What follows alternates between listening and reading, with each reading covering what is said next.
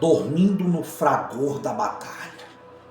É o tema da mensagem de hoje, capítulo 22 de Lucas, versículo de número 31 e 32. Diz assim a palavra: Simão, Simão, Satanás vos pediu para peneirá-los como trigo, mas eu roguei por ti, para que a tua fé não esmoreça, e quando te converteres, fortalece os teus irmãos, Pedro.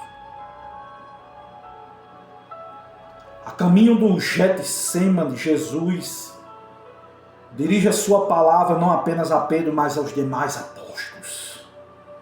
Jesus faz a seguinte afirmação: esta noite todos vós desertareis, porque está escrito: ferirei o pastor e as ovelhas do rebanho se dispersarão. Todavia, depois da minha ressurreição, eu irei diante de vocês a Galileia. O interessante é que a alegada fidelidade dos discípulos se desfaria como uma névoa sob o fogo da prova. Eles iriam de ser dispersos no momento mais crucial da história. Eles debandariam da presença de Jesus. Mas diante do silêncio dos discípulos, Pedro, com a sua autoconfiança e arrogância, ele diz: ainda que seja necessário morrer contigo, eu não vou te negar. Marcos registra que ele diz: mas ele repetia com veemência: ainda que seja necessário morrer, eu não vou te negar. Lucas dá a mesma ênfase. Quando Pedro diz: Senhor, estou pronto para ir contigo, tanto para a prisão como para a morte. Pedro se achava forte. Ele achava que era uma rocha, mas era apenas um pobre coitado. Pedro projetava-se acima dos seus discípulos, dos seus companheiros, mas era um pobre coitado. A soberba, porém, é a sala de espera do fracasso. O orgulho é o primeiro passo em falso para uma queda vertiginosa. Confiar em si mesmo é julgar-se melhor do que os outros. É uma insensatez. Julgar-se invulnerável é colocar-se no pedestal acima dos demais. Longe de confiar nas palavras de Pedro, Jesus lhe replica, dizendo: em verdade eu te digo que esta noite, Pedro, antes que o galo cante, você vai me negar, Pedro. Meus irmãos, nunca somos tão fracos como quando nos julgamos mais fortes do que os outros. Nunca somos tão vulneráveis como quando nos sentimos blindados de qualquer perigo. A força do homem é uma força nula, é uma força fraca. A coragem do homem é fraca. A autoconfiança arrogante é um terreno escorregadio. Pedro não só negou a Jesus, mas negou na mesma noite em que ele professou maior lealdade. Pedro não só negou a Jesus, mas ele negou 3 vezes. E ele fez isso com juramento, com blasfêmia.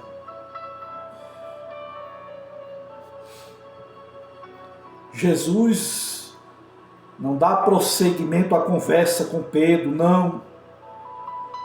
Já havia descido do Monte Sião, passado pelo Vale de Cedron, e agora mergulha no sopé do Monte das Oliveiras e penetra no jardim do Getsêmani. Ao entrar no jardim, Jesus disse aos seus discípulos: sentai-vos aqui, enquanto eu vou ali orar. A batalha mais renhida da humanidade seria travada naquela noite, na noite do Getsemane. Jesus enfrentou uma grande guerra. A oração é uma arma de guerra. Quando oramos, Deus batalha por nós, irmãos. Quando oramos, somos revestidos com o poder do alto. Quando oramos, somos capacitados com poder para enfrentar os grandes embates da vida, desafios. Jesus levou com ele Pedro e os 2 filhos de Zebedeu, Tiago e João. E naquele momento Jesus começa a se entristecer, a se angustiar. E não era uma angústia qualquer, não. Era uma tristeza até a morte. E o Getsemane foi o campo onde Jesus travou uma encardida batalha espiritual. Em primeiro lugar, nós vemos que o Getsemane foi o território da mais profunda tristeza de Jesus. É o único lugar na Escritura em que Jesus admite para si, para os outros, para o Pai, que está tomado por uma grande tristeza,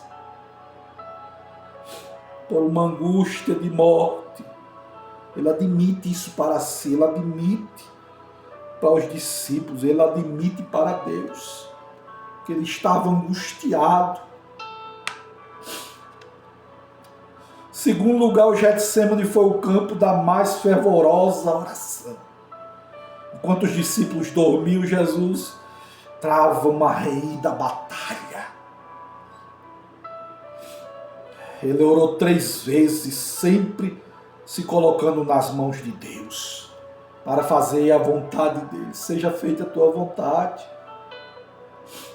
Era o que Jesus dizia. Em terceiro lugar, eu vejo que o Getsemane foi o palco das lágrimas mais copiosas do Filho de Deus. Jesus, na Bíblia, chora 3 vezes. Jesus chorou no túmulo de Lázaro.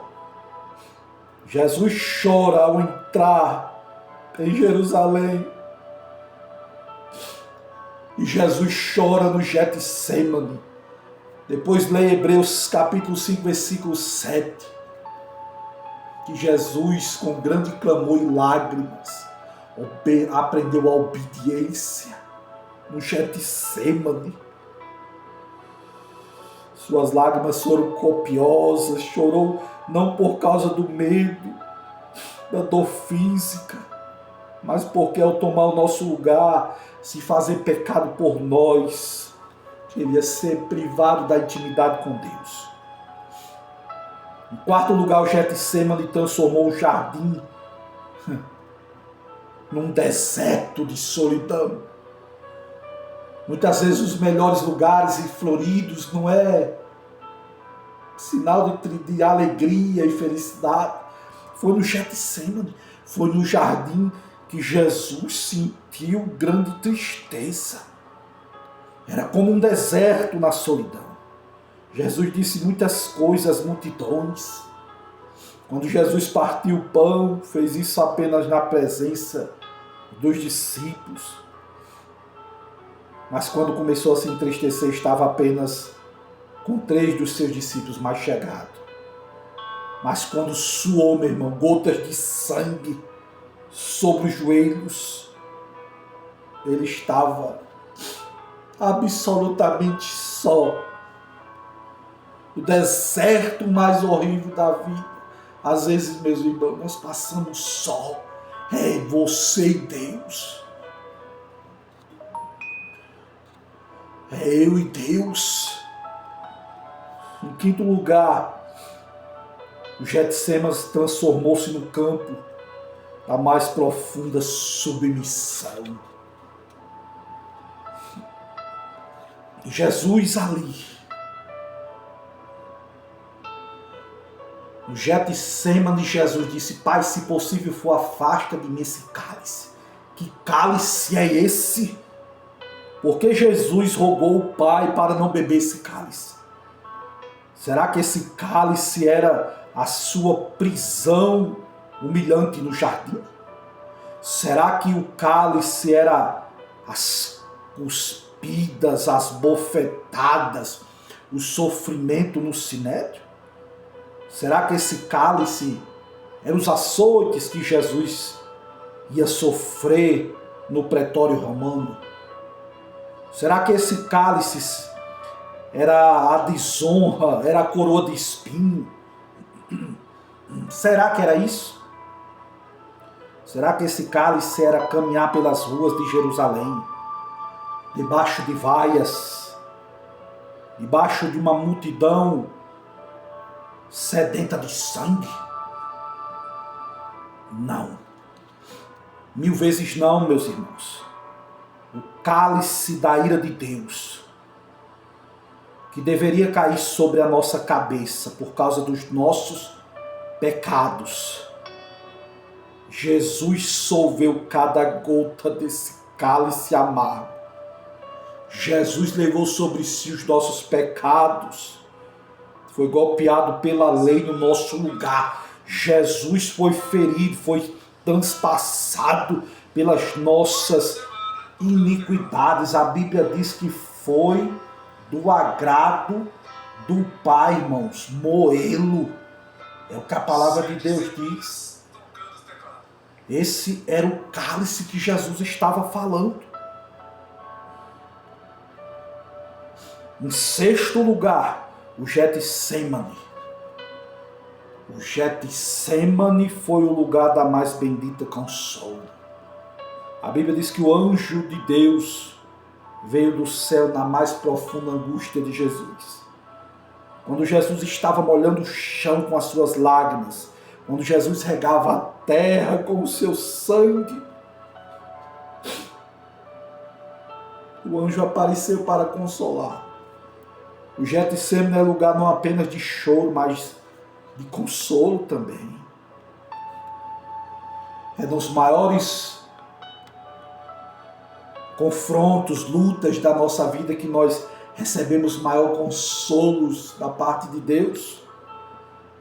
Em sétimo lugar, eu vejo que o Getsêmani é o campo da mais esplêndida vitória. Jesus não ficou prostrado. Jesus ergueu-se dos seus joelhos, não como homem vencido pelo desânimo. Jesus no Getsêmani se ergue firme, resoluto, determinado a caminhar para a cruz como um rei caminha para a sua coroação. Ele não foi preso, ele se entregou. Jesus não foi apanhado pelos seus algozes, mas foi ele que se apresentou. Jesus não foi para a cruz porque Judas traiu por ganância, não. Ele não foi para a cruz porque os sacerdotes o prenderam por inveja, não. Ele foi para a cruz porque ele se entregou. Por amor de mim, por amor de você. Interessante que na hora mais decisiva da vida de Jesus, Pedro esquece das suas promessas. Pedro capitula o sono. Mateus registra que, voltando para os discípulos, achou dormindo. E disse a Pedro: vocês não puderam vigiar comigo 1 hora, Pedro. Pedro dorme o sono da fuga. Enquanto Jesus ora, chora, Pedro dorme.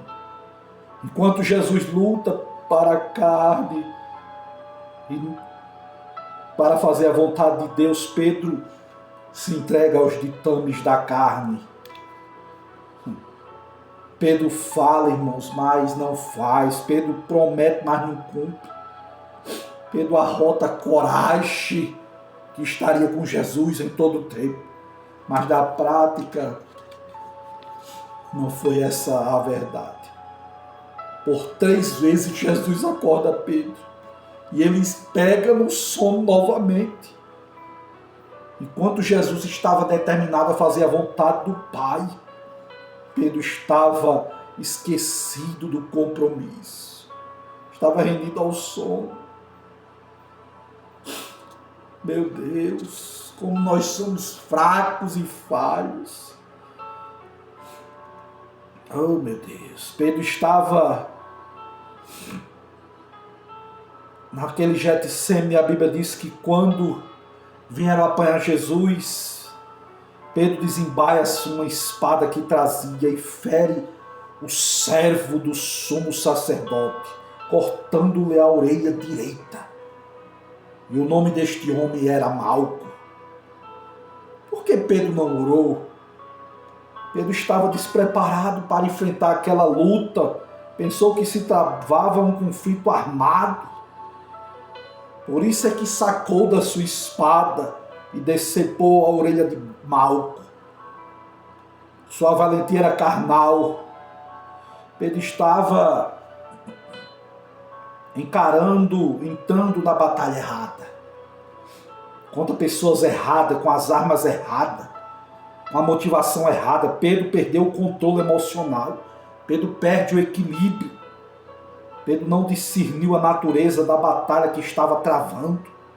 Não teve domínio próprio, não. Mas Jesus dá uma ordem naquele lugar. Pedro, põe a tua espada na baía. Oh, glória! Põe a tua espada de volta, Pedro, na bainha. Sem oração, irmãos, não há discernimento. Sem oração não tem poder, não tem vitória. Não é contra a carne, contra o sangue que temos que lutar, não. Mas contra os principados, contra as potestades. É o que a Bíblia diz. Esses inimigos que são invisíveis são reais. Por trás dessas pessoas que muitas vezes nos perseguem, nos atribulam, existem agentes malignos que manipulam essas pessoas, que manipulam essas vidas para nos perseguir, nos confrontar, nos desorientar.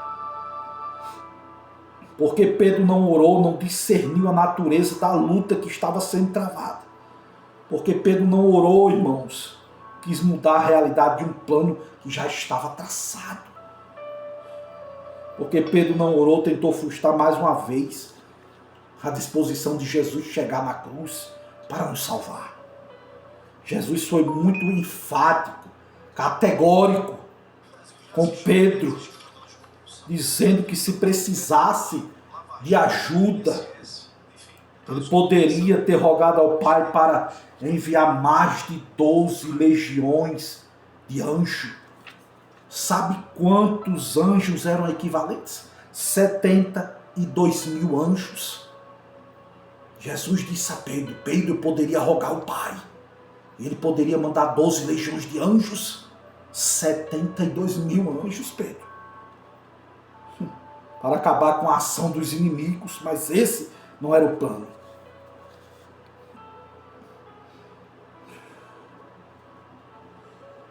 Sua prisão não foi uma surpresa, nem sua morte, um acidente, não.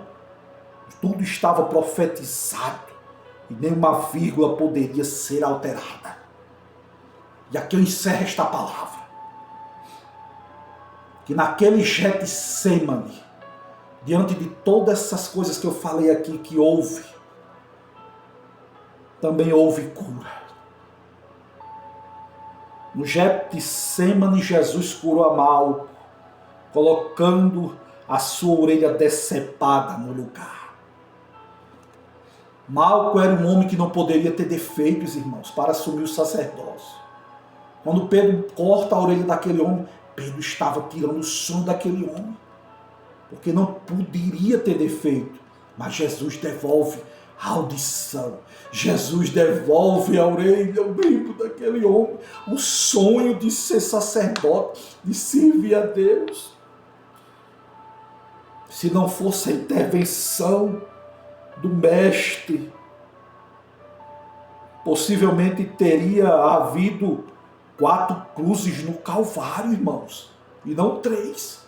Malco poderia ter morrido de uma infecção generalizada. Mas a Bíblia diz, irmãos, que estava profetizado que Jesus teria que estar no meio de 2 ladrões.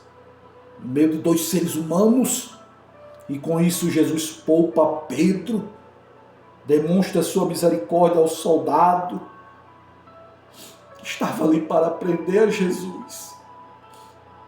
Mas Jesus demonstra misericórdia, amor, mesmo aquele homem que chegou ali para prender Jesus. Jesus devolve a orelha dele, coloca no lugar, estanca o sangue, devolve a audição, devolve o sonho dele continuar como um sacerdote.